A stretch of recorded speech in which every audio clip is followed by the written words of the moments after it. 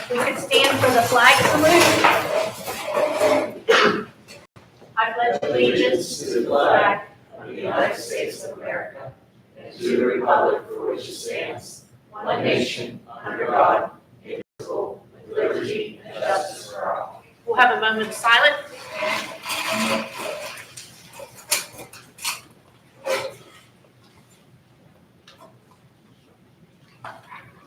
Tammy, would you do a roll call of members, please? Clifford Adams. Here. Patty Anderson. Here. Carrie Armagos. Here. Brady White. Here. John Burke. Here. Diane Page. Here. Jeffrey Powell. Here. Eric Sunley. Here. Kelly Terwilliger. Here. Thank you. Does anyone have any suggestions or anything they would want changed in the official minutes from the February voting meeting? And if not, do I have a motion to consider to waive the reading and go ahead and approve the minutes? So moved. Moved and seconded. All those in favor? Aye. Opposed? Abstentions? Motion carries. Okay, we're going to move on to public participation. I don't see anyone. I'm assuming we don't have any of that. And at this time, we'll move on to presentations. The senior class members are here to discuss with us graduation robes. So if you guys would like to come up to the podium, before you speak, if you would state your name, and we have a presentation as well. Let me move.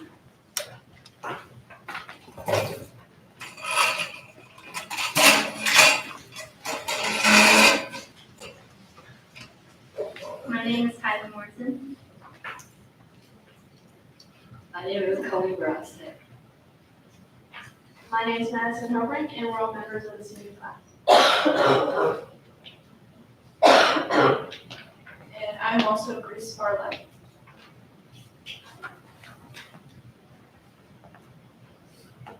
I'm Madison Fox. We'd like to start our presentation by thanking you all for your time and the consideration to have us tonight.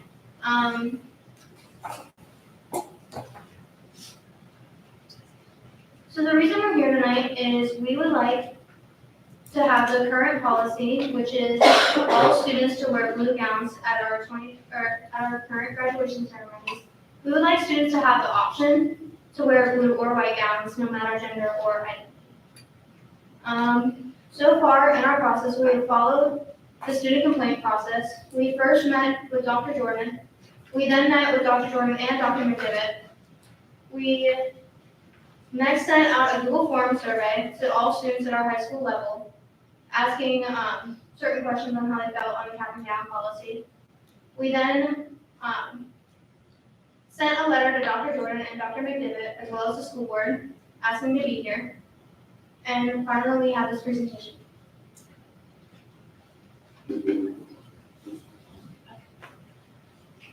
All right, so for our survey, we had 117 students respond to it. And some of the questions we asked them was their names, what grade they were in, what their gender or identity was, and what color gown they would prefer to wear at their graduation. And then the final question we asked them was, do you think the seniors of this year's class and future classes at AC Valley should have the choice to wear either blue or cap and gowns, no matter their gender or identity?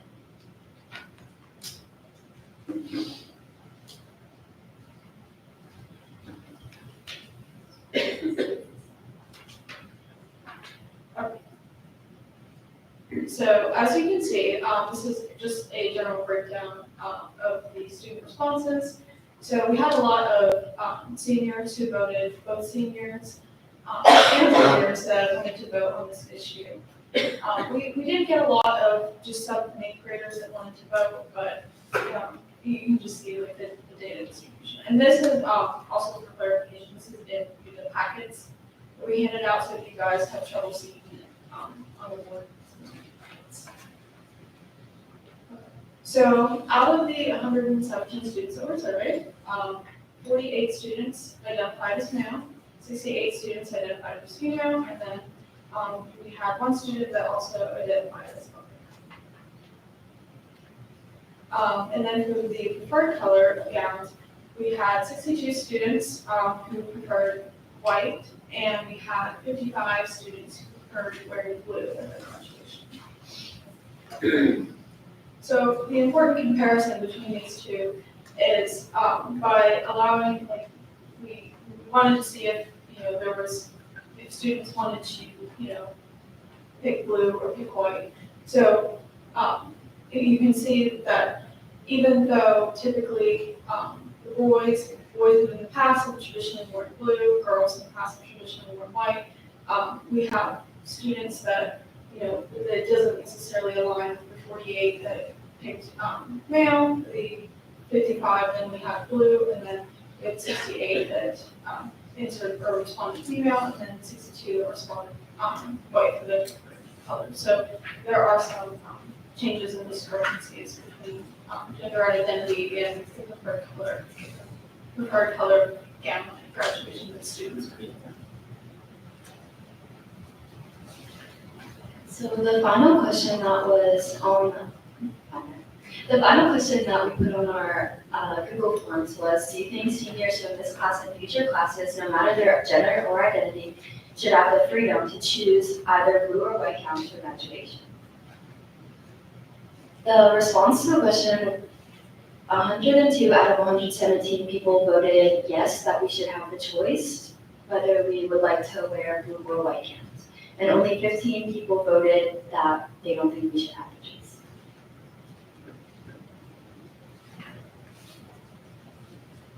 So being here tonight, we'd like to ask that the members of our school board would help us make a change to the current policy so that students would have the choice to wear either white or blue for the class of 2024 at their graduation and all future graduating ceremonies. We want to thank you guys for listening, and if you have any questions or concerns, please let us know. I think that's some question. Okay. I'm gonna ask the question. So when you guys are talking about changing the policy, you're talking about changing that policy for future years coming up. Yeah. So let's say we vote to change this policy, and the senior class decides, no, we want to go with blue, but 3 decide they want to wear white. From an optics standpoint, and when you're taking pictures and things like that, you've got all blue and maybe just a sprinkle of white here and there. Have you given thought to that and what that might look like from an optics perspective? Yeah, we thought about that because we're like, if you really give everybody the option, you could end up with a lot of blue or like a lot of white Or vice versa? But as like we showed with the data earlier, like typically it does tend to stay like pretty split half and half. And I don't want to say that it's completely like up to like tradition and like our girls feel obligated to wear white and guys feel obligated to wear blue. But we just like to have like the choice, I guess. And we like the way it looked originally, I guess. So what was kind of the motivating factor behind your decision to do all of the research that you've done?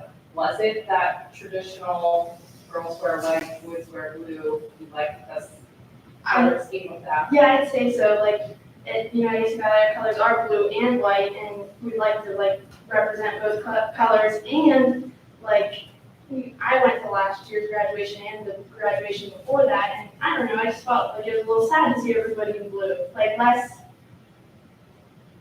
like self.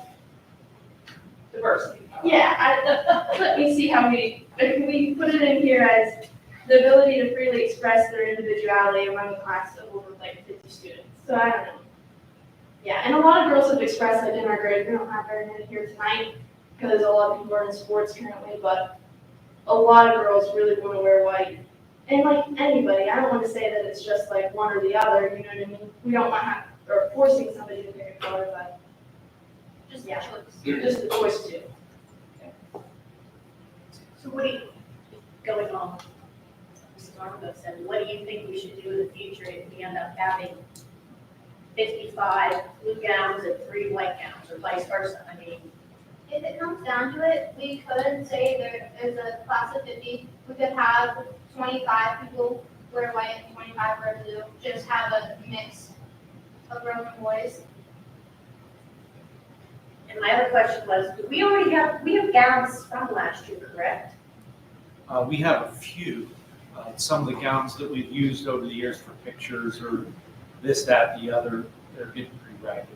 Okay, so this, as far as the timeline for ordering, we don't have any issue with the change. We have till the end of the month to finish ordering our gowns. A lot of us have, but they have spoken to the lady who does the ordering, and we still have the option to change the colors. Like they haven't been purchased yet, I think per se.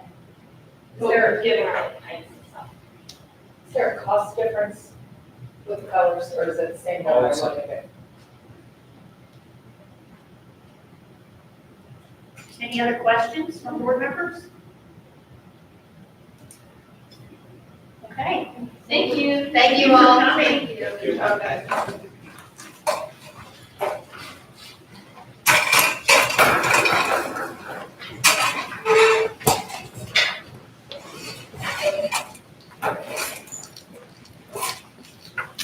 Okay, we're gonna move on to board concerns. Are there any board concerns this evening that need to be addressed? Yeah, Is this presentation need to be addressed at this next meeting, since it's like on it? well, yeah, when we get through, we'll have to add it to the agenda under new business if we decide we want to. Okay, any other person anyone else have any board concerns? Okay, not seeing any, we'll move into the consent agenda. Are there any items you would like to be removed from the consent agenda to vote on separately? I would like to pull item G to be voted on separately.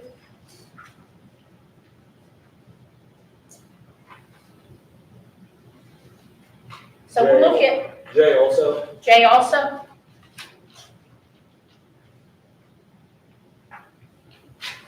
Okay, so we're gonna vote then with the consent agenda, we're looking at A through F, and then items H and I will be with our one vote for the consent agenda, and then we'll vote on G and J separately. Is that all right? Everybody okay with that? Okay, so do I have a motion to approve the first consent agenda? A, B, C, D, E, F, H, and I. I'll make that motion. Second. Okay, moved and seconded. Any discussion on those items? Okay, all in favor? Aye. Opposed? Abstentions? Motion carries. Okay, we move on to item G. Patty, would you read that one for us? Consideration to approve the request from Manatee for JV varsity softball to use the high school gymnasium from noon to 6 p.m. on Sunday, May 5th, for the purpose of holding an elementary softball clinic for grades 1 through 6. Second. Moved and seconded. Okay, discussion. The reason I want to pull separately is because in the past, we have kind of said we weren't holding any activities on Sundays on campus, and that's my concern. My personal opinion is we should not have anything on Sunday here on campus. I mean, whether or not it's church related or not, but I still think we need a family day. There's so many other things going on during the week. I think it's just nice if we have a day where there's nothing that the school asks kids to participate in. So, I think this is just for, they're supposed to have it in West Freedom, but if it rains, then they will move it to make it for the school. Okay, so this is like a rain date activity. Like, I was gonna say, so there has to be a scheduled conflict or something that is here on a Sunday, like it must be like the only date they can get something to work in, is that why they're going with this date, or? the notification I saw was the clinic is to be held on, I'm not sure what date, a different date. Tammy's checking to see what we have. Because we will have to, we'll have extra costs for that event if it's on a Sunday. Because we don't have people on campus at that point. And we require boosters to pay that cost. Or at least the difference? I mean, I don't wanna take all the money. They're paying overtime for a janitor to come in. Right. I don't wanna take all the money away from the boosters, but if they could, the whole cost or at least the difference of what their overtime cost would be versus their regular time. And if the janitors are willing to, I don't wanna force it on them either, because we've set this precedent that Sundays are the days off. I would prefer to try and pick a different day if possible. If it's a clinic or a rain date, I can understand why they want to do it, I'm at peace with it, but I think we just need to have everybody okay with it. Yeah, but I think the original clinic in West Freedom is a different date. This does Try to say find it. it's a backup for our rain date. Right. I don't have a rain date. Okay, Regular date. so it does say it's a rain date, but We table this until we find out, even if they need to use it, and if they would happen to, depending on the April date, we still have time to maybe work out some of the. I would think we should vote on it in April. I don't know if they would have any other suggestions, not a Sunday, I mean, for a rain date. I know weekends are busy. Is there somebody coming in and helping put on this clinic, like a company or individual? Coaches, I believe. Okay. What'd you say, Diane? I think it's coaches, The coaches are doing the clinic? yeah. From what I understand. Probably be in the CC letter, so it would be my speculation. What, Patty? I would speculate it would be in the CC letter, since it's an elementary clinic. Yeah, probably the kids are helping. So, I don't know, could we ask them to see if a non-Sunday date would work for them for a rain date and go from there? And if they can't, then we'll have a discussion about That would be a privilege thing. the cost and all that. Yeah, because if we don't have staff here, that's extra cost. I think they would realize they would have to pay a janitor or thing. I don't know. They would pick a Saturday, is there anybody to do on a Saturday? It depends on the activity. On the Facebook page, it says April 21st at West Freedom, Perryville Little League is where it's at, and then rain date is May 5th. So it is it's a rain. Yes, it's a rain date.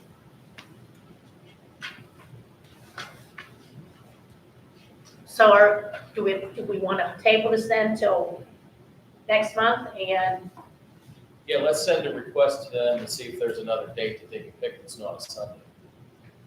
And if they're stuck on it, just explain to them they're gonna have to cover some costs for the janitor to be here on Sunday. If we could want to volunteer, I don't. Right, I agree. I want them to volunteer, but I don't want to force the janitor to be here. I would Is think that- if they could have a rain date though, if they're picking a different date, they can have another date at the meeting. that's what my consent, that's not Mother's Day weekend, is it? It must be the No, I don't week think before, so. it'd be the weekend before. Okay, so we're gonna amend the motion then, and we're gonna table this till next month, Yes. and we're gonna request that they possibly come up with a different date that is not a Sunday.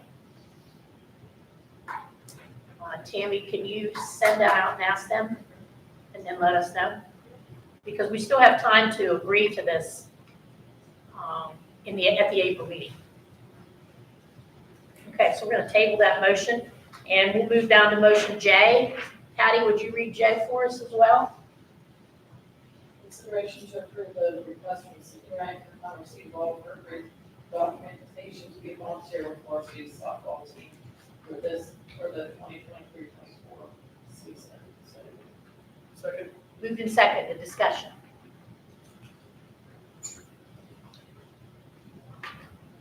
Okay.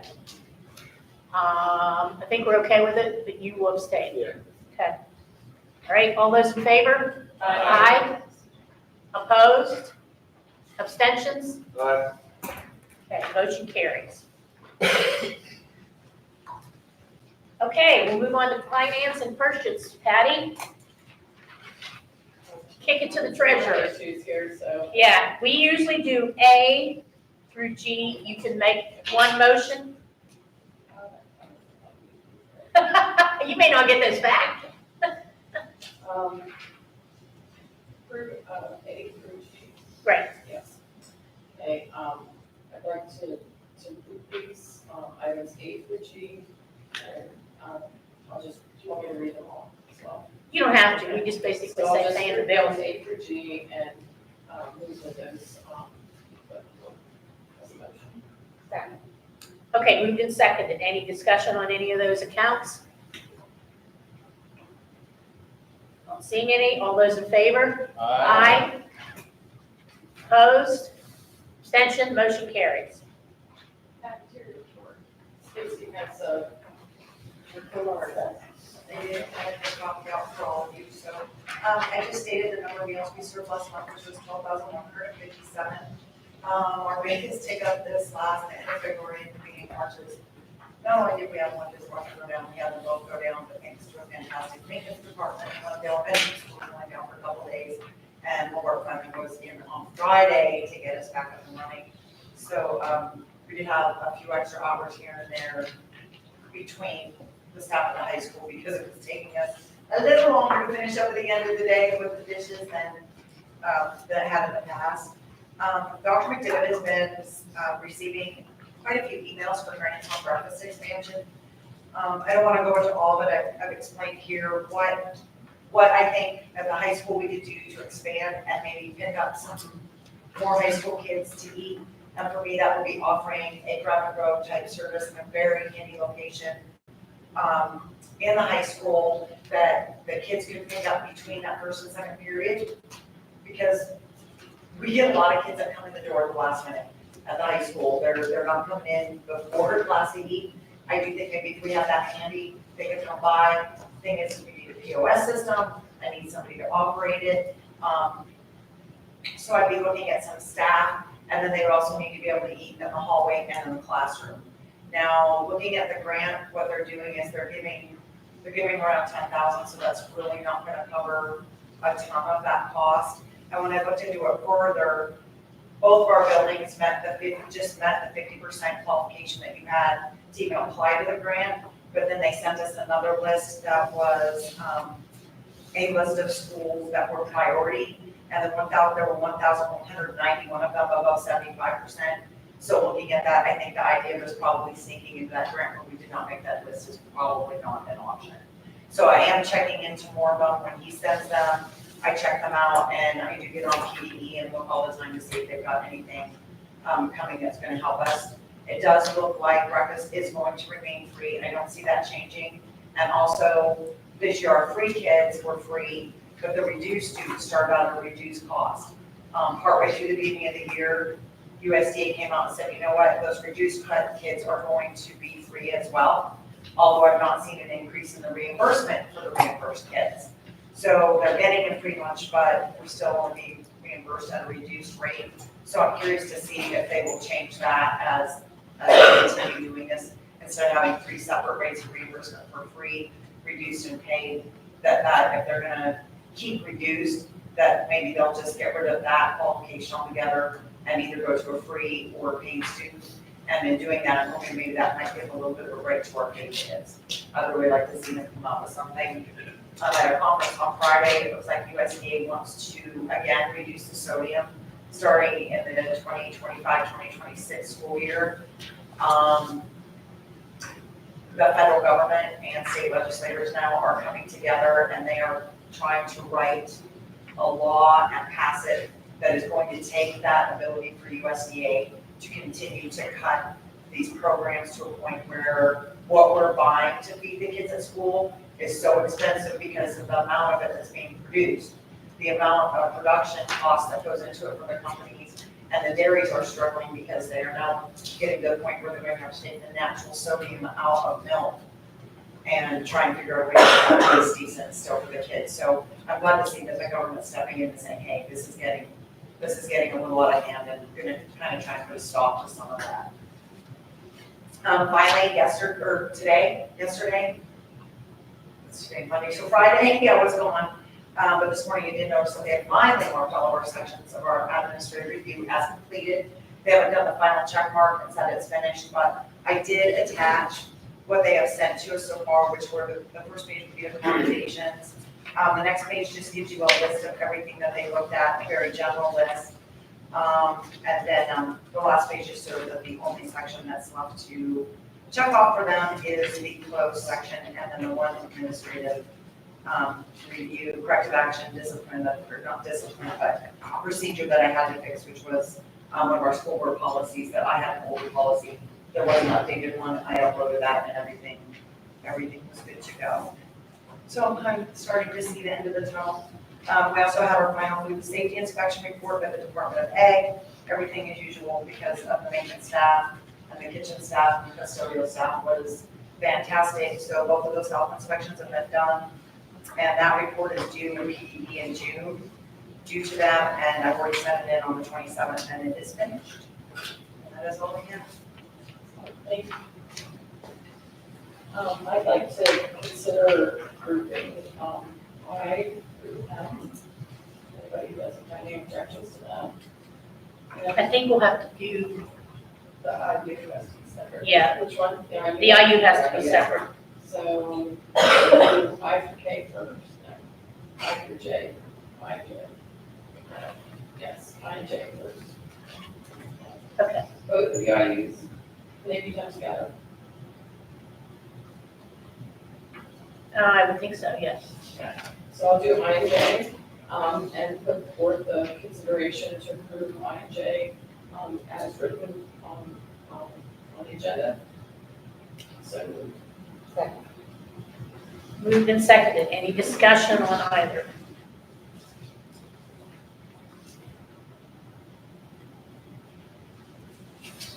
Any questions? Okay, all those in favor? Aye. Opposed? Abstentions? Motion carries. for items K and L, because of the budget. For items K and L, I'd like to, put forward the consideration to approve items K and L as attached. So moved. Okay, any discussion on the IU budgets? The proposed budget and then our budget as far as our part to that IU cost. Okay, not seeing any. All those in favor? Aye. Opposed? Abstentions? Motion carries. And last, consideration to approve the request for our post program to receive a 250 grant. I just want to be moving of that on Monday, March 3rd. Focusing on activities for children working in So, Okay, any discussion on that event? Okay, all those in favor? Aye. Opposed? Abstention? Motion carries. All right, Carrie, I'm going to flip over to you for personnel. Letter A, consideration to accept the letter of resignation as assistant girls varsity basketball coach and assistant softball coach for Michael Meals dated March 1st, 2024, effective immediately as attached. So moved. Moved and seconded. Any discussion? All those in favor? Aye. Opposed? Abstention? Motion carries. Letter B, consideration to accept the letter of resignation as assistant softball coach from William Strasser dated March 5th, 2024, as attached. So moved. Second. Moved and seconded. Any discussion? All those in favor? Aye. Opposed? Abstentions? Motion carries. We want to, as a board, we officially thank those two gentlemen for their years of service to the students at the AC Valley District. Letter C, consideration to approve the advertising for 2 assistant softball coaches. So moved. Second. Moved and seconded. Any discussion? Just want to clarify with the co-op, we hired Laura, correct? We split the cost? We hire all coaches. We hire all of Split them. the costs. Okay, thank you. And since we have a new softball coach, that's the reason the positions are opening so that they can be part of the selection process. Am I correct? Yep. You split the cost. How's the cost being split? And just, is it right? Okay. So, Okay. Any other discussion? All those in favor? Aye. Opposed? Abstentions? Motion carries. Letter D, consideration to approve hiring Juanita Stiglitz upon receipt of all appropriate documentation as assistant junior high volleyball coach at a supplemental salary of $615. So moved. Second. Moved and seconded. Any discussion? All those in favor? Aye. Opposed? Abstentions? Motion carries. Letter E, consideration to approve hiring Leanne Conto upon receipt of all appropriate documentation as a health technician contingent upon a 60 workday probationary period at an hourly rate of $20.61 per hour. Upon completion of the 60-workday probationary period, the hourly rate will be $21.61 per hour. So moved. Second, Moved and seconded, any discussion? I think we had a lot of really good applicants. I'd like to thank everybody that applied. I'd also like to thank Tracy Daly for being a key part of the interview processes and explaining some good nurse characteristics. So, Okay, all those in favor? Aye. Opposed? Abstentions? Aye.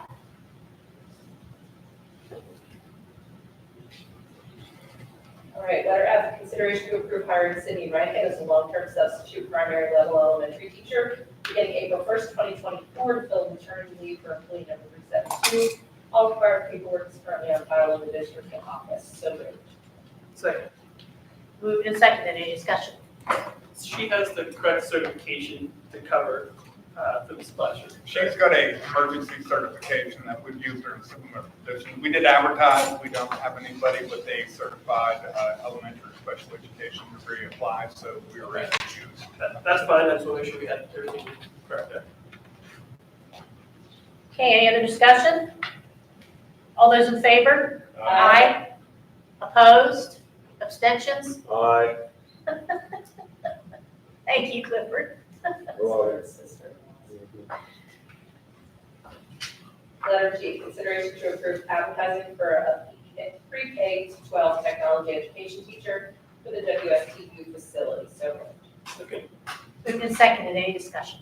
We're hoping to hire on another teacher at the West 2 facility that will be paid for through the West 2 grant, as well as ongoing billing of home school districts to support a vocational program up there. We're working with Dr. Myford to instill more programs as the units continue to grow. We have to add additional staff, and we just feel this is a really good fit.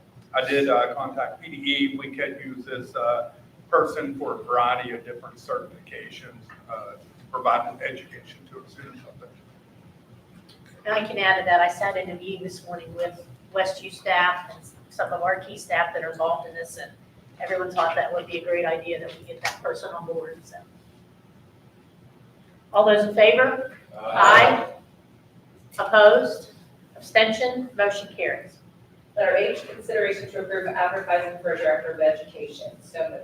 Second, Okay, moved and seconded. Any discussion on that? We have this administrative position here dating back to 2012 to, I think, the 2016 school year. And we're looking to reinstitute it to help support the curriculum development, not only here at the district, but also at West 2. Our plan is to use the revenue coming in to pay 50% of the salary and benefits of this position to help also to put a succession plan in place for the administrative team as we're all getting closer to retirement.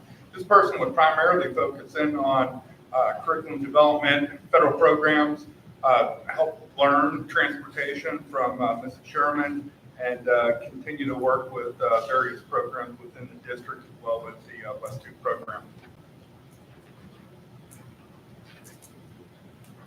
Any other discussion? No. All those in favor? Aye. Opposed? Abstention? Motion carries. Letter I, consideration to approve the request from James Best, Director of Buildings and Grounds, to retain Heidi Covas at an hourly wage of $13 per hour to perform summer 2024 mowing services for the district. So moved. second, Okay, any discussion on that? Something that we usually do. We increased that rate last year, so she does a great job for us. All those in favor? Aye. Opposed? Abstentions? Motion carries. Letter J, consideration to approve the request from James Best, Director of Buildings and Grounds, to hire 6 AC Valley students for summer 2024 work at the rate of $10 per hour. So moved. second. Moved and seconded. Any discussion? James, do you get a lot of kids, or do you think you'll get a lot of kids that apply $10 an hour for it? We raised it, I think, last year, the year before, from 7.5, and we did get a decent amount. Okay. We just have 3 students down here and 3 up there. I mean, if we can help it a little bit more to be more appealing, it'd be great, but. Okay. That's just my only concern, $10 an hour. I get it, the high school kids, you know. You feel you have kids beating the door now for applications, or Probably not. you think you'll fill all 6 though? I feel like we will, but it might be pushing it. Is there an age restriction on the work? I don't think so. Mainly the seniors. And you did have 6 last year? This is gonna be able to require to do, so is there any restrictions on supervision? Like, do they have to be under the supervision of somebody all the time, do they independent workers? And they're around our other custodial staff all day. I mean, they do have It's a to, safety thing. yeah, they do have to clean the classrooms out, so they're handling desks, like, they're actually, they're not just waiting someone down. So. Right.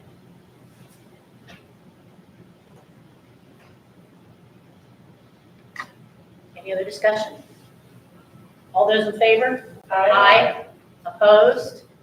Abstentions? Motion carries. Letter K, consideration to approve hiring Jeff Stefanacci upon receipt of all appropriate documentation as a part-time 3-hour per day light duty custodian at an hourly rate of $16.83 per hour, being hired at 1 year experience with a 60 workday probationary period already completed. Second. Moved and seconded. Any discussion? All those in favor? Aye. Opposed? Abstentions? Motion carries. Letter L, consideration to approve increasing the salary of the special education director, Dr. Brandon Mays, by 20% to compensate for the increased work and responsibility resulting from and associated with the district's operation and education of the students at the West 2 facility. 20% increase in salary shall be based on the position's required workdays from July 1st, 2023 through December 30th, 2023, and from March 18th, 2024 until June 30th, 2024. 20% increase shall continue thereafter so long as the board finds the increase appropriate based on the continued amount of work and responsibility of WSTU facility. So moved. Second. Moved and seconded. Any discussion? We're not going back. I was gonna say, are we retroactively paying? Yeah, he worked to help establish the educational program up there for that amount of time. And then when the IU pulled back, he actually pulled back. So this would be for the entire year with the dates that are out there listed. Just keep in mind that this comes from the West 2 grant. We do have additional revenue in there for special education support. Our goal was to have 4 teachers up there as well as a special education director, but the IU was unable to staff it, and then the staff that we had up there wasn't the right mix. So we do have this in the budget. This can help to ensure our compliance district-wide, including the West 2 program. And I know Dr. Myford and her team did a fine job up there, but this will help to ensure our educational compliance as well as special education supports for the kids. So I guess my question is, are we starting to pay him from now to the end of the year? We're not going back and paying him hours from July 1st to December 30th. That's what the motion states for the whole year that you put in. So I want to go back to what I think I heard from this one, right? I thought she said, when the IU pulled back, he pulled back. For that, yeah, for that period of time between the end of December and March, he pulled back. And that's why we have those dates separated.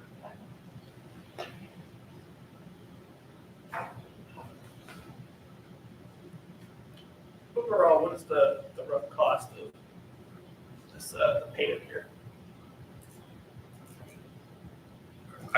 We don't have that tallied up yet. We got to do some work as far as figuring out what that IU bill is and then break it down for that 20%. He's not here 5 days a week, is he? He's at the district 2.5 days per week. I guess my question is there enough work that he did that was over and above his typical work duties from July through December when WSTU didn't actually operate or open until November? To retroactively give him a 20% increase for that entire year. Dr. Myford had taken on some of that special ed for a while too, so. Right. Since November. Right, between the time that the IU left and now, I've been doing the special education. Okay. If we're not comfortable, we can amend this motion and, use the date from March 18th to June 30th. He was with every single one of the meetings that we had with PD from the very inception of the program. He actually started in May whenever we started with the program development. I don't know how much time he put in addition and above the 2.5 days that he put in here, but he put a lot of time into the development and the planning. Right, and I don't disagree with that, but I think the point of the stipend is because they went up above and beyond their normal working duties and hours. I just don't know that, I think it's kind of like double dipping. I understand it's a grant, you have to use the money, but I'd rather see it used a little bit better than just giving it out so we get it, so we don't give it back. That's kind of what it feels like to me.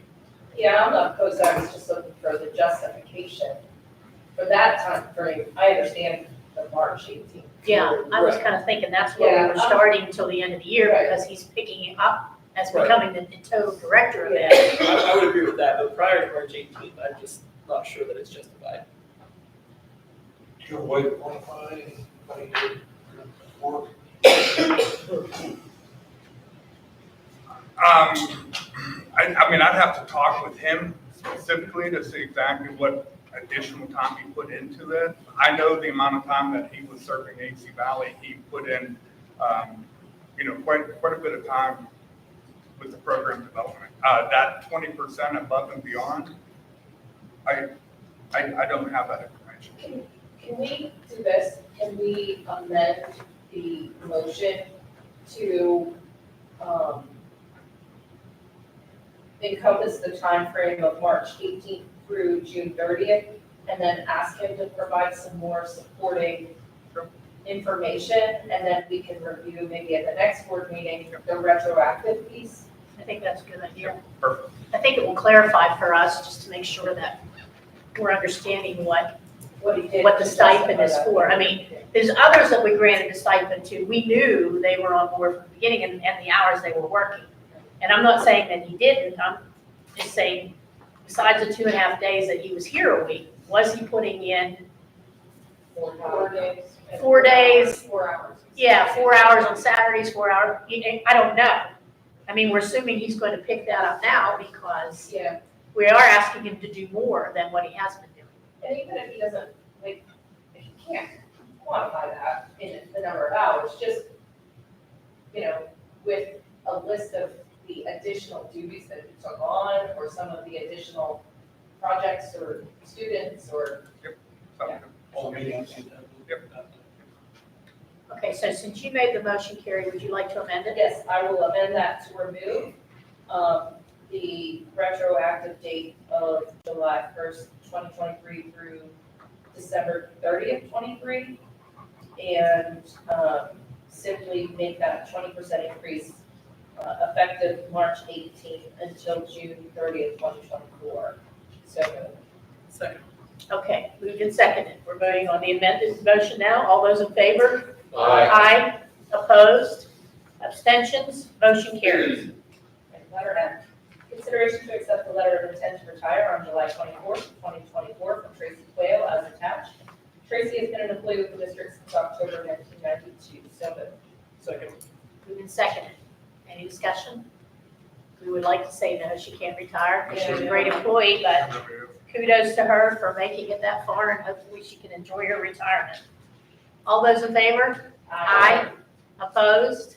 Abstentions? Motion carries. Letter N, consideration to accept the letter of intent to retire at the end of the 2023-2024 school year from Linda Miller as attached. Linda has been an employee with the district since August 2004. Second. Moved and seconded. Again, here's another case where we'd like to all vote no, you have to stay, but we congratulate her on her retirement. All those in favor? Aye. Opposed? Abstentions? Motion carries. All right. Diane, could you lead us through instructional services? Sure. Can I have the elementary report, please? Sure. So it's that busy time of year where we're planning the SSAs and scheduling and all of that stuff, but some of the things we've had going on here in the building since our last meeting. On March 1st, we had our Dr. Seuss Day for Read Across America Week, and I want to thank Ann Butler and her committee. She had several teachers from the building who pitched in to help with that planning along the way. And just one of the highlights of the day was we had probably about 12 to 15 retired ACV teachers who came back to be guest readers. So it was great to see them in the building and out and about Usually I'm out getting pictures of that kind of thing, but I had to pinch hit for a retiree who couldn't make it last minute, so I got a taste of being a retired reader. It wasn't so bad. Quarter 3 ended on Thursday, and that means that we are ready for our quarter 3 reward for the students who have earned that. We've been looking for something to have for them to do. I reached out to a local resident and West Clarion, Professor Burt Register. He has some connections with various different animal programs, so he's given me several avenues to pursue on that. The one that we are most looking at is called the Wild World of Animals, that would bring in some pretty cool animals in the next couple of weeks. So I'll be reporting on that later. And then on April 4th, you approved that today for Jess Namelli and her STEM students to attend the STEM Connects Challenge in Clarion. We have several teams that are going to compete from grades 4 through 6. And I went up to the STEM room last week one day, and some of the kids that were in there working had a chance to show me the projects that they're working on. All top secret right now, of course. But I did talk to Mrs. Namelli about bringing some of them to the April meeting with their projects so they can show you what they've been working on. So she was very much in favor of doing that. She did the same thing last year after this competition, for those of you that were here then.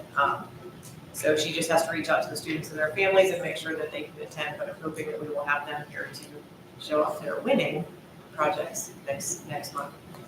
And that's really all I have for tonight. Secondary report. I met with my PBIS team today. Today was a data day where we sit down and we look at the disciplinary referrals that we've had throughout the school year so far. Good news and bad news. Start with the good news. Almost 83% of our students are meeting the behavioral expectations. And what that means is how they get in that group is having one referral or less. So basically one referral or no referrals to my office. That's pretty awesome in my opinion. 12% of our students have had 2 to 5 referrals, and almost 5% have had over the 5 referrals. So that number at the end is getting smaller and smaller, which is good news. The bad news is that the number one disciplinary issue that keeps popping up is related to attendance. The second one would be turning in an assignment. So when you have 3 missing assignments in a particular class, you get written up and sent through the process. But the attendance issue is really hampering what we can do at the high school. Just to give you an idea, we're still entering data, but we have almost 70 illegal days that have been submitted by students. And the majority of those days, there's only 5 students, missing a lot of school. And I mean, we're reviewing the disciplinary process. When it comes to attendance, we're reviewing the attendance policies and kind of comparing them to what other school districts have. And we're pretty much in line with what those other districts have.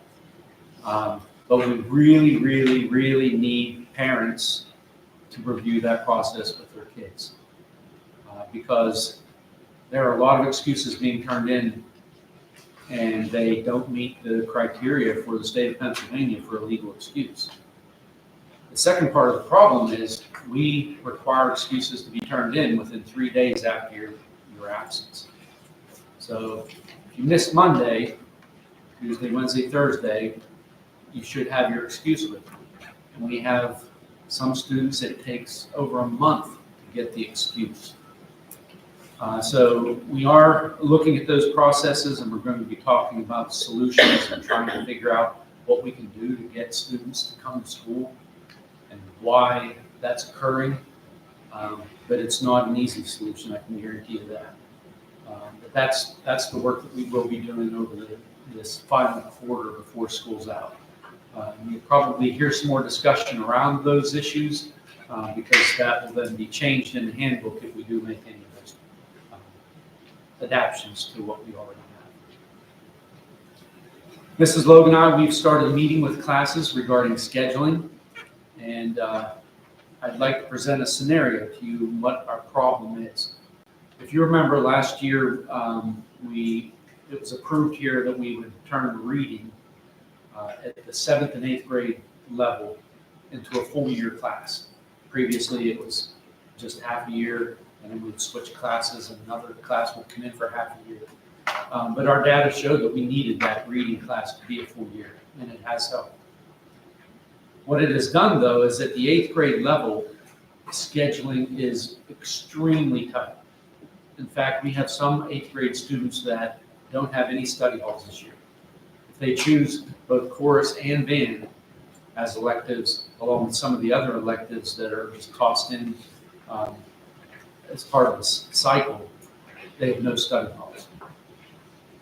Our proposal is that we take art, which is called Art 8, and move it down to the 7th grade level.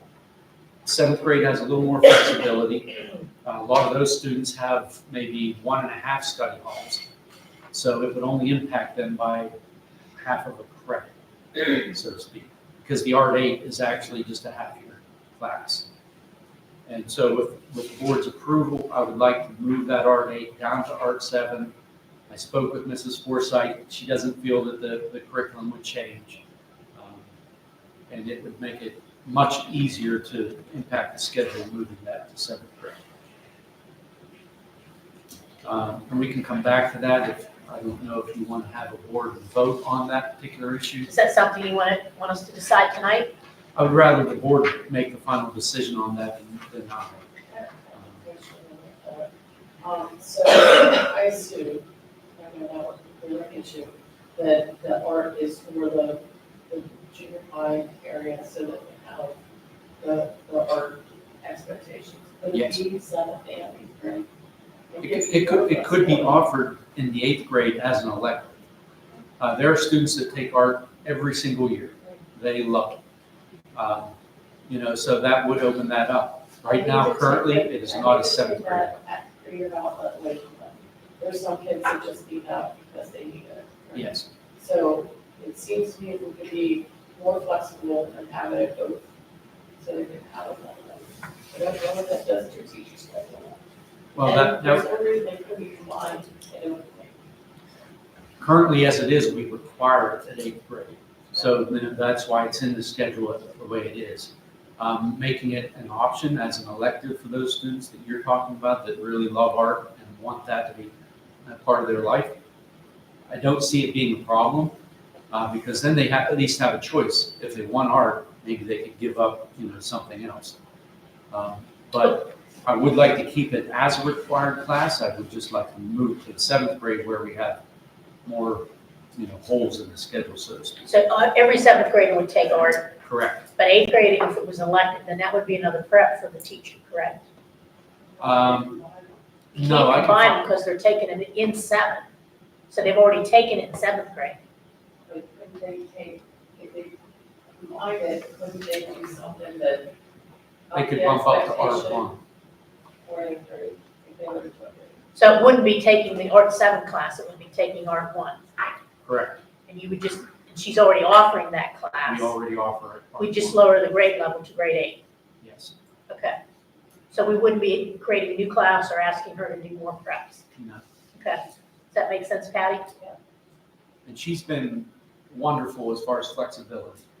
I mean, she'll take our Art 1 kids with Art 2, a mixed class just to have enough kids in that class to be able to, run it. Right.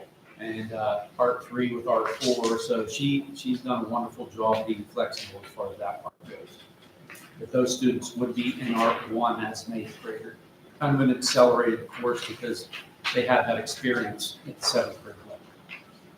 Just to throw another layer, I guess, flexibility out, and I know I've said this, you're gonna just like cringe when I say this, but with the changes in the music program, are there any possibilities of combining the class period, like back in the day when we would go to band or chorus at the same time? And if you were in both, you would alternate days. If you were just in chorus, you would go chorus. If you were just in band, you'd go band. But it allowed, when it was one period versus two separate, it allowed those musical kids to be able to participate in both and not just sometimes have to pick one or the other. The advantage to the schedule would be great, but the disadvantage would be to those kids that want just chorus. And I know the choir teacher would prefer to have that every day. Well, they could. They What I'm could, saying is- But what we did Yeah. was, I was in band and through ninth grade, I was in band and choir. On Monday, one week, Monday, Wednesday, and Friday, we went to band. Tuesday, Thursday, we went to choir. The next week, we switched it. We went Monday, Wednesday, Friday to choir, Tuesday, Thursday to band. And if you were only in choir, you just went to choir 5 days. Yeah, that's If what you were only, yeah, I would do that. yeah, and if you were only in band, you went to band 5 days. But But the music period was one period. it was And one, the kids that wanted to do both had to alternate days. Are you able to do that, though, since the music department's cut down, I mean, from the staff we have? well, that's what I'm saying, with staffing. It would be with easier for changes. the staff actually, because you wouldn't be separated into 2 periods. But You would only be logistically, doing though, one since there are 2 teachers between the 2 buildings, can that happen? Currently, right now, as far as band goes, because our band numbers were so low, junior high and senior high they're all in one period. Choir, we have junior high choir, we have senior high choir, and it's every day. So they do have it every day. Right. And we did too. We did too. Yeah, we did too. But it definitely offers up more flexibility because it then becomes, for those kids that want band and choir, it's not 2 separate periods. So it frees them up for another elective or another class that they want. I know that's been difficult for them to sometimes get both band and choir. If they offer up, it may increase your participation in band when it's not a separate class period that they have to give up. And, they can alternate between the classes, but. It would actually free up some of that teacher schedule reading instead of adding to it. Yeah, it Because they're only teaching 1 period instead of 2. Okay. You see what I mean? Kind of, not entirely, but, okay. The way it was, and this was for junior high, it was the last 2 periods of the day. One was junior high music, and it was for band and chorus ran at the same time. If you were in both, you alternated days of the week. And the last period was for senior high, and it was the same thing. You alternated. If you were in both band and choir, you alternated days. Okay. So you had music that period, But you just had as music chorus that or period. band, Yes. Yeah. and you would, Yeah, and if somebody was just in band, they did band 5 days. And they Right. didn't alternate. But it eliminated, there was no independent study because you didn't have a need. You didn't need. So those kids that, we always have those kids that get left out doing independent study because there's no period for them to Right. take band. They couldn't get it in their schedule. There was no such thing, because you just alternate days. I don't know if that makes it any clearer for you. Okay. We have done that in the past in certain circumstances where a student, and this is back when Dr. Tulio was in the district, but a student, maybe they had phys ed and then a study hall, and they chose to give up their study hall and that they went every other day into the band room just to get extra band instruction. So Maybe that's worth always a possible. discussion with the music teachers, just to see, but that would give you a little more flexibility in that 8th grade schedule, especially if you have a lot of kids in 8th grade that are doing the in course, it may screw them up at least one of those periods. Sure. and like you said, it would get them all in the same period rather than separating. Yeah. Is that something you can look at, Dr. Jordan? Oh, absolutely. Okay. Maybe talk it over with Karen and, Yes. And Jenny was part of that. Jenny knows She how would I. remember. She would Jenny remember. knows how to- Yeah, we talked about that with them, and they both, if I remember correctly, they thought that would work when we had our discussions a while back. So if you could check into it, that's something we could, I definitely think it would be a win-win, not just for the staff, but for the students as well, because I think It's you a more might see opportunity. your band numbers increase a little bit, because it's not gonna be as difficult for them to get into the schedule if it's 1 period versus 2. Just a thought. You still want to move, have a motion move Or 8 to 7, is that still? Yeah, I'll put that down under new business, we can, Okay, I only have a couple more little items. First of all, the school calendar does show a blood drive this Friday.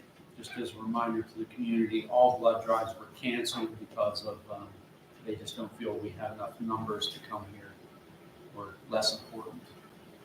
Also, the presentation of the senior projects was initially scheduled for April 26th, but because of the mock accident and discussing with our partners with the mock accident, we couldn't really move that. It was less flexible. So I'm moving the senior project presentations to May 3rd, the week after. So I will be putting out an all-reach message to senior families, letting them know that.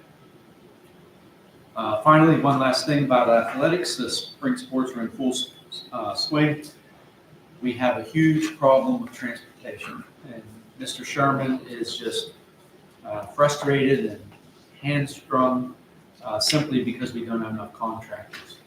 So, we're using our school vans.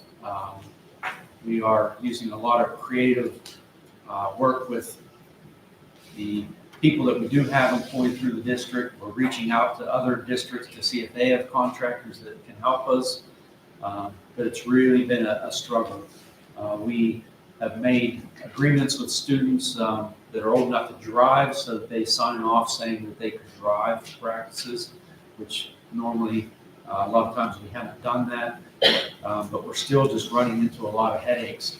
And it's only going to get worse if we have a wet spring because things will get canceled, then rescheduled. It's just going to be bad. If you know of somebody that can drive, wants to be a contractor and has the means, please have them reach out to us so that we can point them in the right direction. So are you needing, I'm sorry to interrupt, are you needing more vans or buses or both, or you need more buses? Bus drivers, Bus. even if they don't want to be a contractor, I have current contractors who'd be willing to take them on as subs and, maybe have an extra bus that they can let them drive. Or, sometimes they'll have the sub drive their regular run in the afternoon and then they can contract themselves and take extracurricular. I mean, they're just at bare minimum drivers right now due to some, medical leaves and things like that, that they don't even have backups. Like, we've just got to pray everybody stays healthy. So the biggest thing you need right now is drivers. Yeah. And the numbers at the junior high level for softball and baseball, they're too big to take in a van. You only take 9 plus a driver. 9 plus a driver. And the vans are just not enough. We have a lot more than that are playing. So you need CDL drivers with clearances, basically. School bus drivers, they have to have an S. Right, now there was legislation that went around the House and the Senate, I don't know if it ever got passed or not, to take away from the CDL testing and make a special school bus test because there was such dire need of it. I don't know if that ever got passed or not. But I know to go back and get your CDL right now, it's $20,000 for an online test and the in-person testing as well. I know one of the contractors said they changed something about the testing, like you used to have to crawl under a bus and identify things and they took that They made it a out. lot easier now because of such dire need. And I don't mean to say that we don't want contractors, because I do foresee, like, we have a couple bus drivers who are probably looking to not drive much longer just because of their age. So I could foresee us needing one, possibly two, in the next couple of years. would it be helpful if we did some kind of a program here? I've seen other districts do that, specifically towards being a bus driver. We could have something here and host it. People come in if they're interested, we could give them all materials, we could. Almost like a job fair kind of thing. Yeah, but just geared towards, Bus driver. bus drivers. We really need bus drivers. Would you be willing to support us with that? Come in here this day, we'll have whatever we could do to make the process easier for somebody to. Free pizza. There you go. I think the biggest issue right now though is before you're even allowed to go to the DMV and take a test, you have to go online, take an online test, that's $2,500 to $5,000 just for that online test. I think that's the biggest thing right now. Because who wants to pay $2,500 to make $100 a day drive the bus? Like, if that, you know what I mean? Like I think that's the biggest hindrance right now. Yeah, I didn't realize it's $2,500 to take. $2,500 to $5,000 depending on where and how you go through the online course. But you have to take the online course before you can go to the DMV to even take your permit.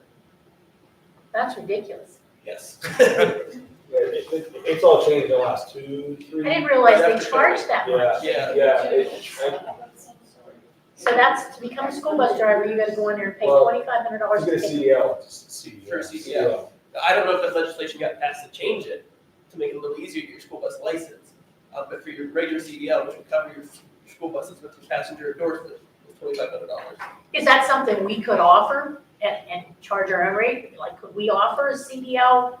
Or is it mandated that it has to be through this You can online? do a third party, but there's a third party company or business can offer your CDL training, but it's still the base course that everybody has to follow. There's like 2 or 3 programs with this online testing you can go through, but it's still like cost associated with it. So there's no way around that. In other words, if we hosted it and supported in some way, we could give.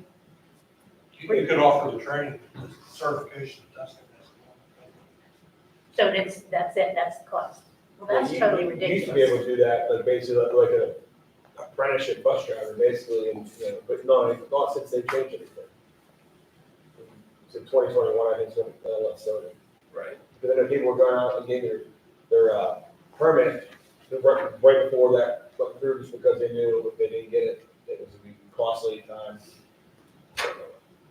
No wonder we're lacking school bus drivers. I mean, we're talking in a rural area where people are doing that just as a supplemented income, because you don't make big bucks as a bus driver. They'll take their whole year's wage just to pay that initial cost to get certified. Yes. Is that a PennDOT rule or a PD rule? And, Okay, it sounds like we need to be hammering on PennDOT's door. Okay, I guess there's probably no way then that we can support them. I mean, I was just trying to think of something we could do here to make it easier for people to become a bus driver. Other than if we could get a grant or some money somehow to support that. Offset. Offset the cost. And there very well may be grants out there, because I mean, I know, I got a letter from PennDOT saying, oh, I have a CDL, are you interested in being a bus driver? 'Cause they're- Yes, I know they've sent those out. Yeah, so there very well could be grants out there for that. I had a CDL at one point in time, I just let it go because you had to pay every 4 years. And it's a lot of money. If you're not using it. Plus you have to go through all the medical testing and all that kind of stuff, yeah. Okay, well, if anybody comes up with any suggestions, I'll maybe do some research and see what I can find out. Like, I mean, if somebody isn't interested in maybe being a substitute bus driver, are you looking for extracurricular band runs for someone to be a band runner? We do have extracurricular contracts with, I believe, 3 of our band contractors, 3 of the 5. Do we need to And boost that? I know, like Dewey is the baseball coach, and he's also one of our contractors, so he has taken a band kid, but I mean, that really is only like 6 kids. Yeah.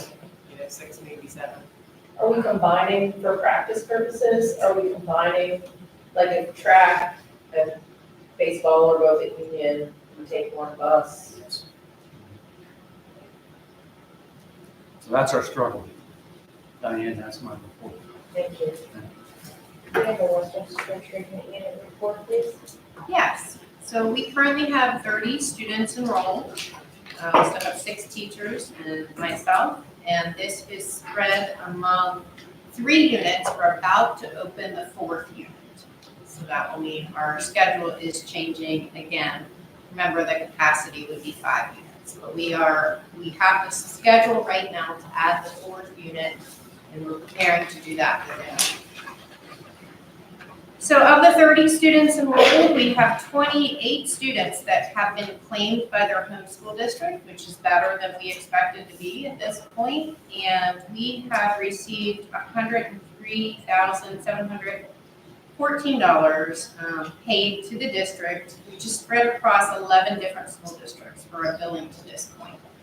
Again, better than we thought we would be by this month in progression. I recently attended the Pennsylvania Correction Education Conference, and really what I took away is what the other facilities in the state have been doing and how different we really are, because we compare to only 5 other facilities in the state that are corrections, and they're all run kind of as a very separate branch from their intermediate units. So we are the first one affiliated with a school district and trying to figure this out and what that looks like as it goes. But it was really good information from the other principals and how they manage their programs kind of as a separate entity within their IU. So thank you to the board for allowing me to go to that. We have had one graduation for a student. That particular student received a diploma through the School District of Philadelphia. And we had invited parents and then we live streamed, but no one could attend. So we did make a video of it, which was shared with the School District of Philadelphia. And from what we understand, eventually made its way to the office of the governor because everyone was excited about how invested our WestU staff is in students. So that was really a positive to hear that everyone who's involved is celebrating that we have a student who has met with some success and has graduated. We have another graduation tomorrow, so that's good news. And we're hoping for a couple more before the end of the school year. We do have students who come in with a lot of credits from other settings. You know, we're 9th to 12th grade, so we have students who come in with like 23.75 credits. So if they're motivated to graduate, they really can. I mean, one of our students who's pretty much done with her classes came in with AP credits. So it's a whole range of who we're receiving, from students with no credits to 24 credits. And we have to figure out how to help all of them. Again, I would redirect to, we had to reschedule this, so you're all welcome. You should have this paper in front of you. You're all welcome to join us for that grand opening, and I can give you a tour of the facility. Probably we'll have our 4-unit schedule functioning by that time. So I'll show you the school and the 4 classrooms and how we move through the day. My report for this month, unless anyone has questions. I have one question. How many credits do you need to graduate? So we're offering 3 different options for diplomas. The first option is if you want to work toward your home school district diploma. So you would fall under that guidance. The second option is if you wanted to work toward the AC Valley diploma. So we would work toward what any other student from here would be earning. And the third option is the Commonwealth of Pennsylvania diploma. So that is issued really with just the basic requirements from the state before any local guidelines are put on top of it. So that historically has been 21 credits. And that would read Commonwealth diploma.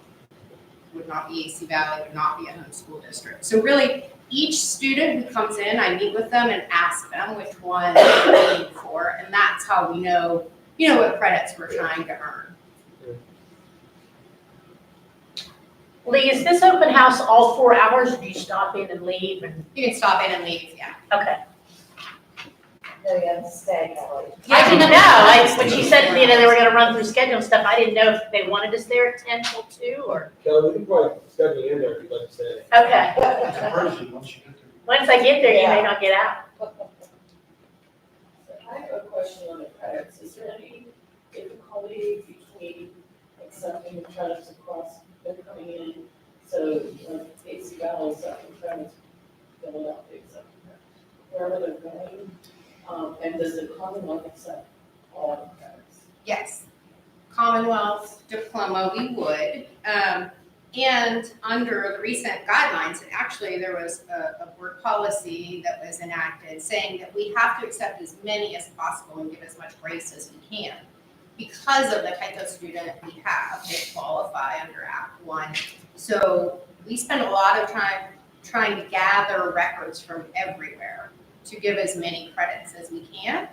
They have been pretty accurate because there is one person at Patton who is in charge of gathering records from every prior school and getting them to me. So they've been fairly accurate, but there were a lot where we miss 1 or 2 schools. When we talk to the student, we hear, oh, I went to this other placement. And then we have to reach out to them and gather those credits as well. But under Act 1, we should be giving as much credit as possible for everything that a child has attempted to earn. Is that why there's So two unclaimed. Oh, unclaimed is just, that school district has not yet acknowledged that they are from the district and that they're gonna pay them. But that's probably the last two who are But involved. it's not a credit issue. That's not a credit thing, that's just like, they haven't told us yet, yes, we'll pay that bill. But that was probably a brand new student, that's why it's just two. Okay. Mhm. Do we have a federal program support?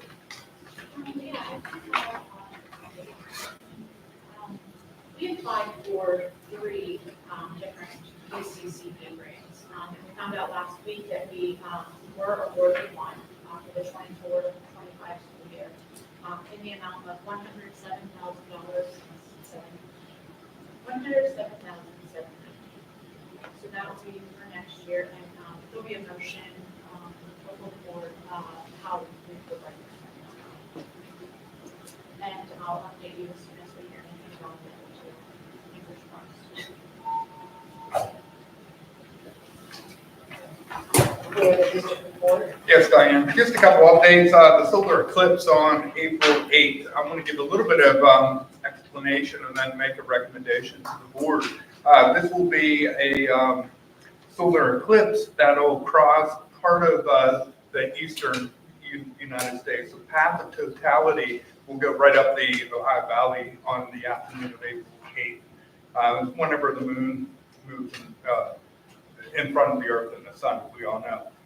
So we've had a lot of discussion internally as well as the IU, and it seems like a lot of schools are handling this different. Some are letting out early, some are just having a normal day. My recommendation is that we have a normal day, and if any parents want to take their kids out, that we could just mark them absent without penalty. I know our chief science officer probably has a lot of activities planned. There's a lot of activities being scheduled down here at the elementary. I think it could be a really good learning day. I could communicate that out to the local community if we're in agreement with that. And it's just a normal day on the calendar. It sounds like a good idea to me. Do we need to do anything as far as a motion to approve that as being illegal? Really, we're just saying that's a legal field trip, so we already have the forms for that, so. If we don't have to do anything and take care of it with The the. Career Center's gonna operate normally that day, so it wouldn't impact. I think they are, but I'll have to get back to you on that for sure. I haven't heard from Tracy up there. I imagine they're going to. In addition to that, we do have the Pennsylvania Woodmobile coming to the district. This is a traveling exhibit that provides interactive experiences for educating our youth. They talk about sustainable forest products and the industry, and also talks about invasive species. It's a 34-foot trailer that's been on the road since 2002. They've done over 1,500 events. 2 million people have gone through, and there have been 232,000 students and teachers. So Dr. Jordan and Mrs. Sherman's working diligently to provide some learning activities with that. That'll be part of the Wood Fest that we're working with our neighbor Mike Fear with. We'll also be doing 5K this weekend here on campus. So that'll be a great learning activity for our kids. They focus in on Pennsylvania timber industry. So $21.8 billion economic impact and provides over 60,000 jobs. So it'll be fantastic for our kids to get out there and experience. In addition to that, I recently spoken to Trenton Mullen. He's from the Bridge Builders Foundation, and that's where we have our foundation. And they have a educational improvement tax program that I wrote a narrative, and they have money as a tax write-off that they provide to schools. So I told them we'd be interested in enhancing our PA rural STEM initiatives here on campus.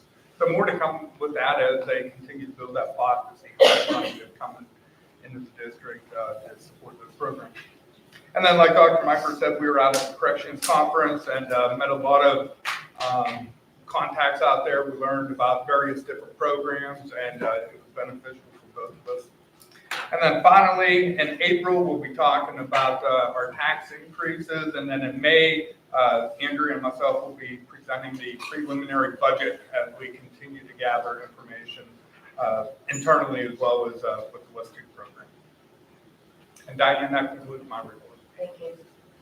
A, consideration to approve putting on public display for 30 days prior to formal final approval the Allegheny County Valley Special Education Plan dated 2024 through 2027 as attached. So moved. Second. Moved and seconded. Any discussion on that? All those in favor? Aye. Opposed? Abstention? Motion carries.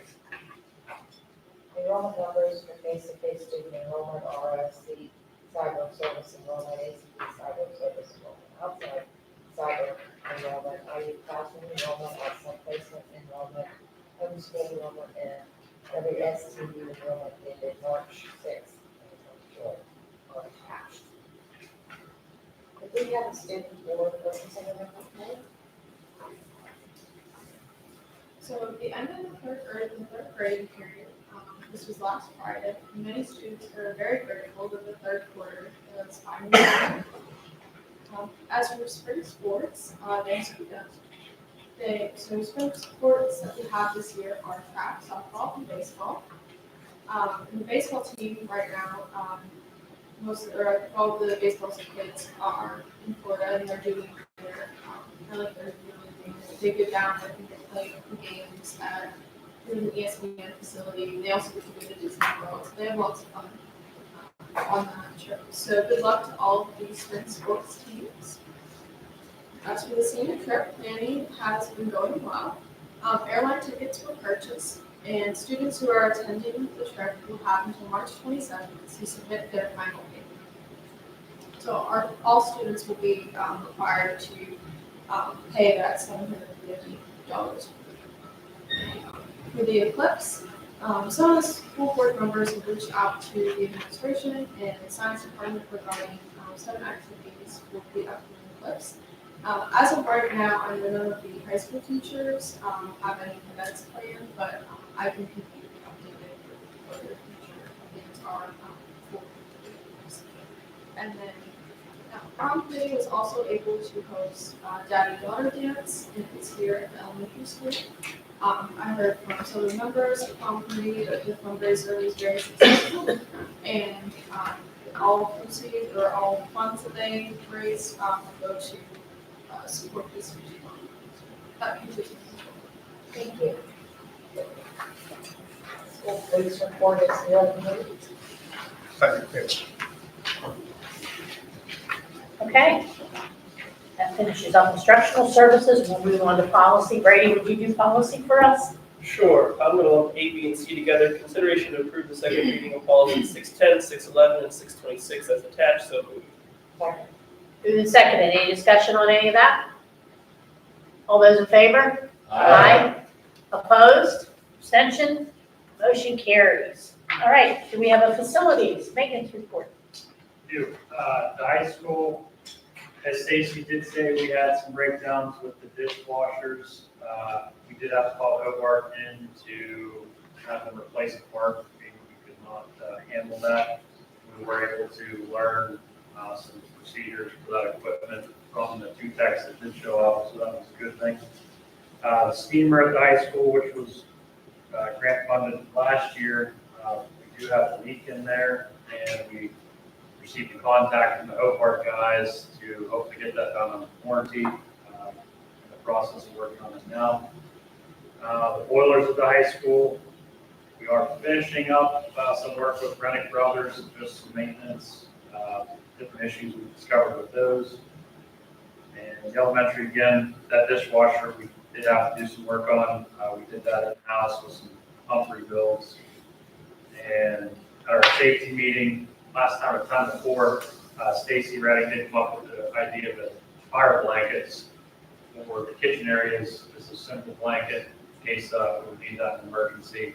We got those mounted and purchased in both kitchens and functional.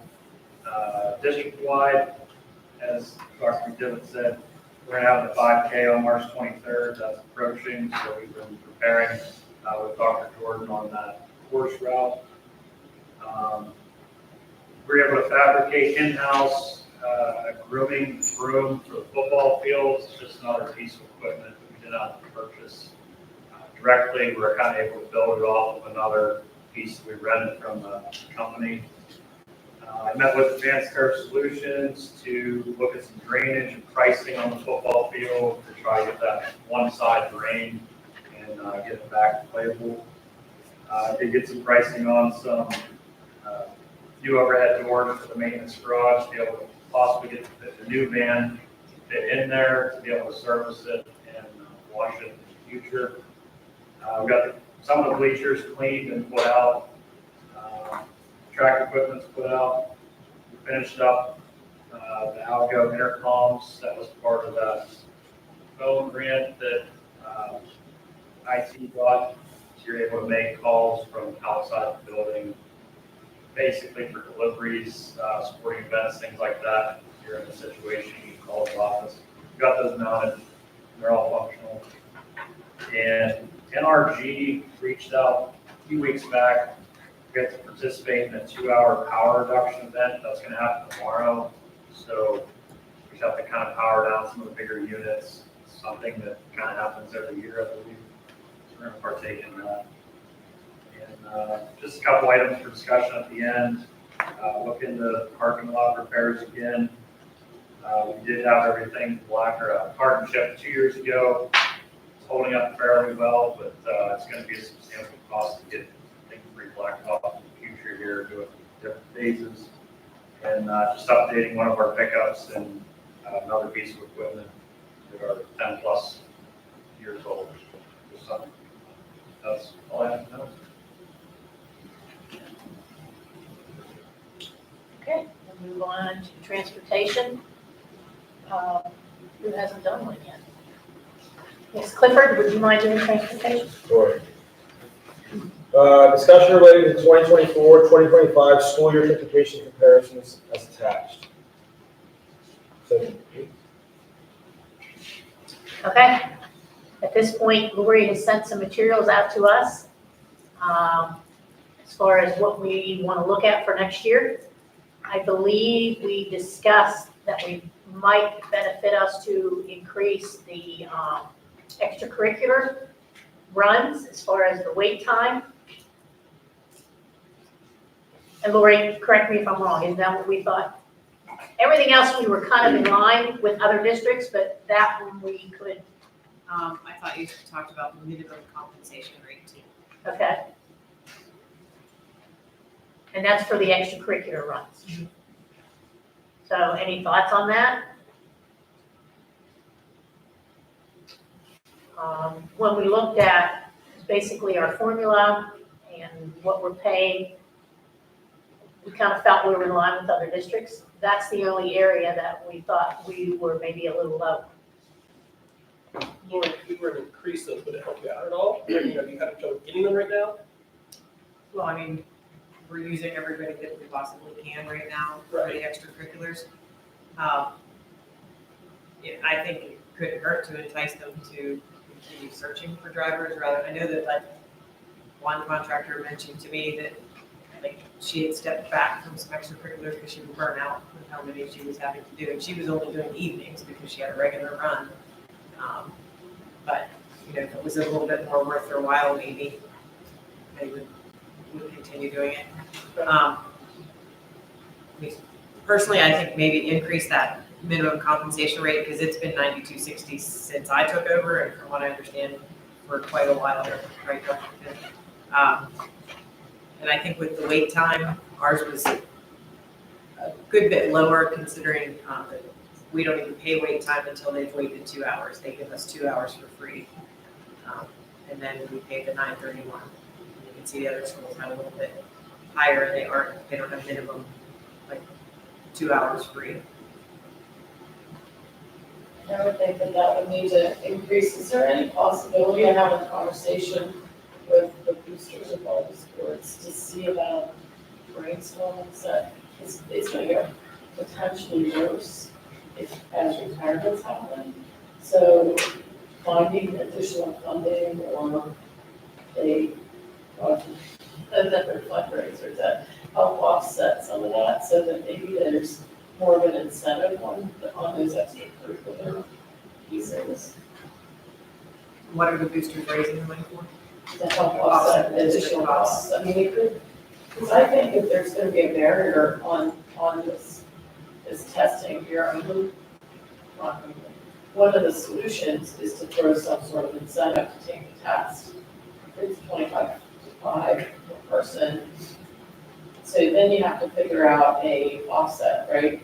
That's only the test, that's not the testing, so am I correct with that one? So you've got this base test, and you've got the testing to be blessed to be a driver, right, by PennDOT. So you've got two dips there by PennDOT before you even qualify to drive.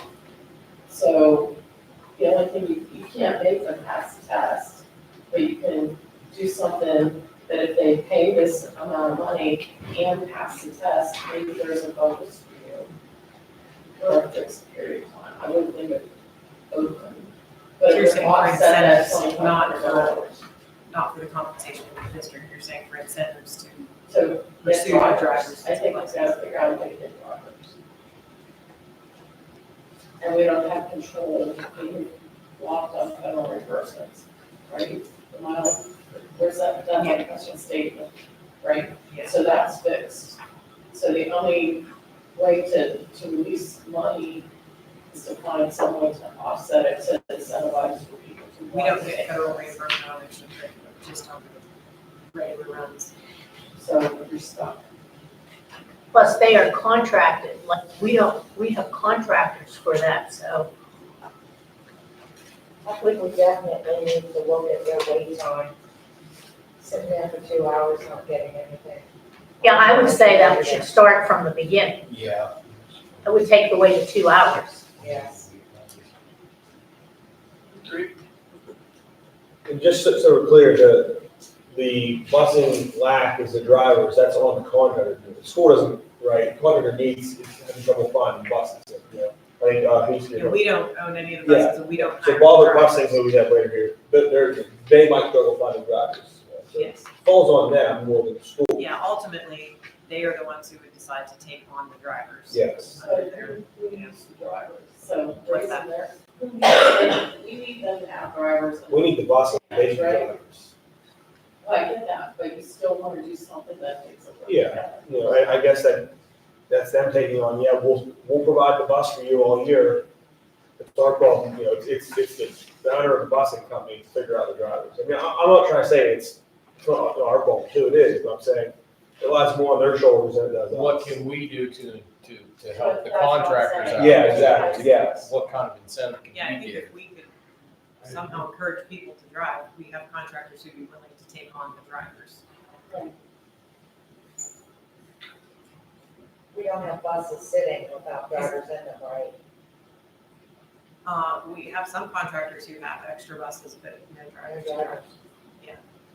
But our runs are all covered. Yes, our runs are covered right now. It's the extra free. Yeah. I know there's gonna be issue coming up with one of the drivers, they're looking for somebody to cover someone who's gonna have surgery, so. I don't know if they got someone to do that or I not. think we have that figured out for the remainder of the year. As long as nobody else gets sick or injured. So currently on a 2 hour wait time, I'm assuming that's if we go to a different school, bus driver sits 2 hours for free, but they get paid. Does anyone Or they oppose, get paid a wait time. and what's the wait time pay? Ours is currently $9.31 an hour. Is anyone opposed to taking away and giving them $18 before we start, you know, basically take away the 2 hour wait time? No, I think we already said, yeah, Yeah, that we wanna do that. What about raising the price a little bit? What's, I mean, trying to bring up my sheet yeah, here. I don't think it's ever How do we compare, I'm bringing it up here, how do we compare, can you remember, can you read that for us again, where we compare at? For the wait times? No, yes, do we have other districts amounts? So one district bids theirs out and it ranges from $6 an hour to $19.50 an hour. We discussed that, I don't understand how you, I think they bid it out per, possibly per like activity. event. or area, maybe how far they have to drive? Yeah. Okay, And then school B was $15 an hour and school C was $10 an hour. And we're at 9, $9.31 is us. and so we're all okay giving them the 2 hours, what about raising that price? It sounds like $10 to $15 is kind of average. We're at the very bottom of the average. Is there a number that anyone wants to throw out? I was thinking 12, what if we bumped it up to $12 an hour? Wait time. 12 would be fair, and we give them the full wait time for the 2 hours for free? Right. Yeah. I mean, what's this, how many hours total do you think wait time throughout the year? Is it, we're at 200 hours of wait time a year? I mean, I know it's harder to come up with. I know, I'm just trying to put a number. Yeah, I mean, on extracurricular activity, it depends if you're going to, Forest or Union, how long you're gonna wait. It depends on the sport. In the And sport. sport, yeah. Yeah, it can be 2 hours easy. Yeah, but basically what I'm trying to say is that, to justify, here's a dollar amount, how much it's really cost, Yeah, I would say on sporting events, they're not making a whole lot of wait time, because most events aren't drastically more than It's like- 2 hours. Yeah, it's like the trips, basically, is where the wait time really Yeah, adds so like up. if they take a field trip, or they take a group of kids to maybe a competition in Clarion for the day, and they're waiting the day. 6 hours, Yeah. basically. Did they track meets for Oh, we don't, I mean, we only have one field trip per grade down here at the end of the year, and then I don't know how many competitions per year they go to up in Clarion, but I guess they do some field trips to like businesses and things, so. So if they take a trip to Pittsburgh, so they could have 5, 6 hours of wait time. Mhm. Is that what we consider? From the time they get there until they pull back out and get on the road again. Once they're making mileage, then they don't have wait time. But that's not very many times a year that we're sending. No, it's not every day. No. Wouldn't it be just for the one that practices, if we take the drivers at certain weights, right? Yeah, so There wouldn't be much beyond 2 hours for that. Yeah, so, that little incentive right there, we get $25, $24 incentive right there alone, to go to Keene for practice, that's a bump. So, So we need, Okay, so we need a motion to, CJ, do you want to make, yeah, I make the motion to get rid of the 2 hour wait time and bump it up from 9, whatever it was, to $12, It was 9:31. $9.31 to $12 an hour, so moved. second, and that will start next year or start now? I would say Start next year. 24, Yeah. 25. They Okay, already have the contract. so that'll be the 24-25 contract. Okay. All those in favor? Opposed? Abstained? Motion carries. What about the minimum compensation rate? We only pay that probably 3 times a year. What is that? That's if for one of the trips, like the kindergarten goes to Bay Tree Farms and then they goes to the park and have lunch. The mileage doesn't add up to $92.60 for that run. So our minimum compensation right now is $92.60. So that Bay Tree trip, that driver makes $92.60 for that trip, even though the mileage didn't add up to Okay, that. so that's how much the driver makes. Yeah. Okay. So like the other schools, their minimums were, one was $95 for a bus, $70 for a van. We don't have any minimums on vans, ours are just buses. School B's was $175, and School C, or School A, again, they had the bids where they range from 60 to 150, depending on the Now, are those schools in the district? count. Yeah, sorry, in the, we're in the district. In the county. Okay. So we're at 92, and they range from 60? $92.60, and we've been at $92.60 for, this is my 8th year here. Yeah. We've never changed it, and I don't. we're not sure when it became $92.60. So from the sounds of it, it's anywhere from $92.60 to $175. Obviously, it's a very, very wide range. Yeah, I mean, School C's $95, they're not. Yeah, we're- higher. And you said this only happens a couple times a year, Yeah, correct? it's not frequent Like 3 to 5 times a year? at most. Now, does that pay go to the driver or that's to the bus contractor? To the contractor gets that pay. I don't know how they figure it out. And they determine how they pay the drivers? Yes, every contractor. We took a trip, our quarter 4 reward last year was to take kids to either Hamilton Park or the Parker Park, so that would be a minimum compensation trip where that's not enough mileage that they would make that much money. But to have them give up their day would be bad. Is $100 out of the question? What? Yeah, I mean, it's, I mean, I was gonna say 125. I mean, you know, I agree, you know, it's It's only a few times a year. $16. Especially if we haven't raised it and nobody even knows how long we've raised it. Yeah, I think 125. So it's 125, everyone on that? That's fair. Okay, CJ, we need a motion. Make a motion to raise the minimum compensation from 9260 to $120. So moved. Second. Okay, moved and seconded. Any other discussion? All those in favor? Opposed? Abstentions? Motion carries. Are we good, Lori? I think so. I mean, on behalf of the drivers, thank you. Hopefully this will be a little incentive for them to keep going with the extracurriculars and try to find some drivers. Okay. We have one more under Yes. transportation.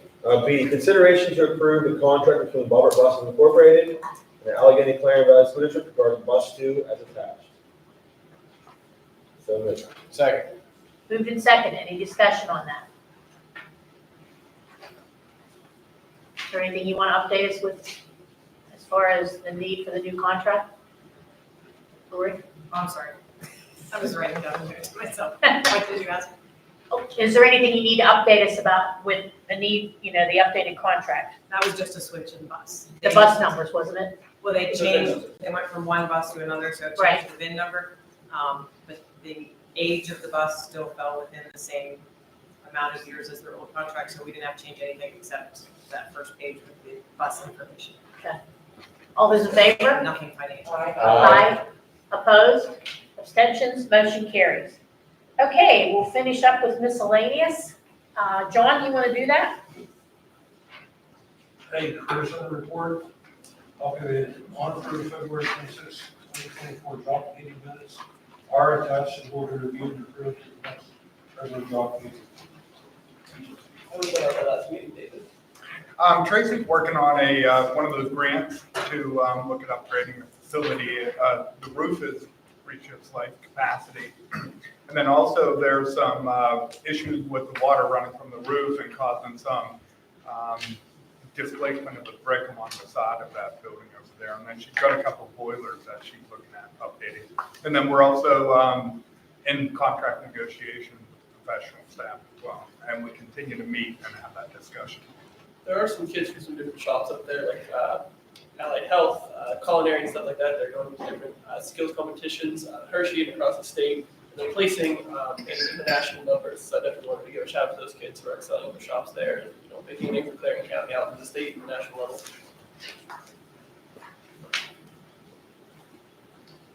The intermediate unit report, a copy of the February 20th, 2024 RIU 6 board agenda is attached. The bulk of our meeting, we spent going over the general operating budget. Couple personnel items, we continue to struggle, finding staff. And we did some facilities, talked about some facilities and grounds projects that will be coming up this spring and summer, like the parking lot is going to be redone, some drainage issues there, so nothing more to note. C, correspondence. We don't have anything. D, technology committee update. We have not met since last meeting. E, athletic committee update. We've not had one, but I will be reaching out to set one up to discuss the joint administrative meeting that I had with Which that is May 2nd? Well, the administrators, we already met, and so I want to update our committee on what we discussed. And then we will have the full board and administrative meeting. And then we're meeting with Union on May 2nd, right? Correct. Is there, can I just ask about that? There was something in Explore about Union and Red Bank coming. Yeah, that was fixed. It was next, okay, It was voted down. okay.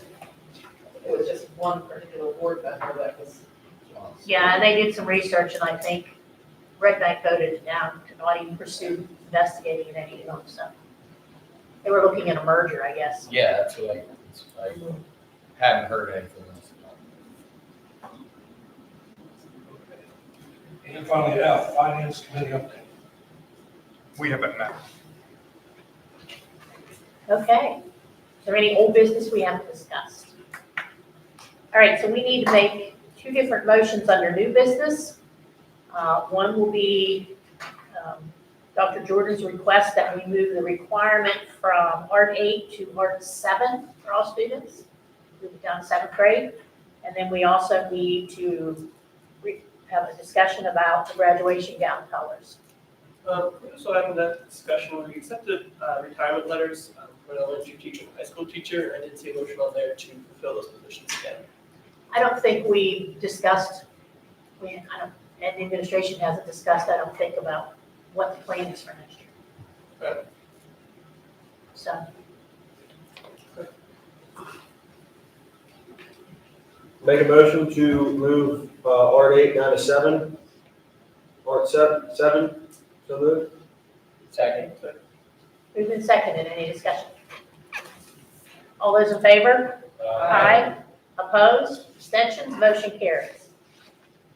Okay, so we need to make a motion about the gown request, and then we can have a discussion and decide if we want to vote on that motion or amend it or go from there. So the motion can go either way. I don't know who would like to make a motion, and then we'll. So I'll make a motion to amend the current policy to allow students to choose their robe color. So Between blue and white. between blue and white, yes.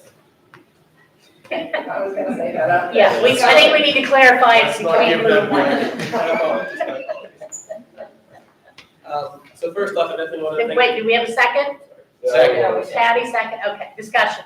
So first off, I definitely want to thank the students that came out here and presented it. I mean, you guys are young adults. I think it's definitely well within your rights to be able to choose what color between blue and white robe that you want to wear to your graduation. You've worked hard for it since kindergarten. There's absolutely no reason you can't choose your color. I do agree with Carrie, though. We need to set something in there so it looks aesthetically appealing, so we don't have 25 white and 3 blue. So if we wanted to do like a ratio percentage, it's the 60-40 ratio, something like that, but I think something along those lines would be fine. Just looking at the graph, it looks like it kind of like a 60-40 split of, so Right. we have a number we like to see that doesn't look odd, it's a 60-40, do you want to do, but it has to be 50, 70. Yeah, I was gonna say, just let it, my concern was, what do you get, if you get into a situation, that you go, my son's class in particular, parents, they would maybe say, hey, let's all wear blue, hey, let's all wear white, and then 3 kids say, no, I wanna wear blue. One of those situations.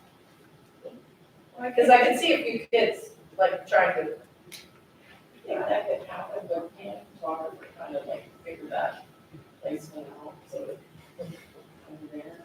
And it's individuality of the class, right? I think it'd be great if they all wore blue and one person wore white. I'm just trying to see. I agree, I mean, I get it, if they want to make a motion to do that, and they want to do that, go ahead. Is it really gonna matter in the long scheme of things, what color they wear, if someone wanted to be the odd person out? No. To the odd person parent? I'm not saying it, as a parent, I agree, but, if they want to all collectively want to do that, And the parents can advocate with their child. so.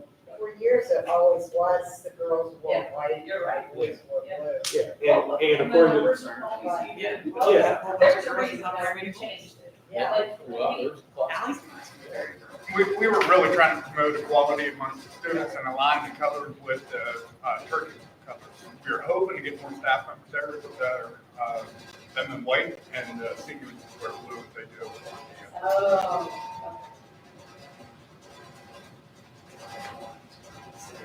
It's like, Sounds like the Matrix report. Okay, so any other discussion? Okay, so all those in favor? Aye. Opposed? Abstentions? Motion carries. Okay, I think that's all the new business we have. Do I have a motion to adjourn? So moved. And I want to remind everybody that we're here Thursday night from 6 to 8 for our board workshop training. Dr. McDivitt is going to provide pizza. I'm going to try and bring some other snacks. Sure, we'll be So, in the boardroom.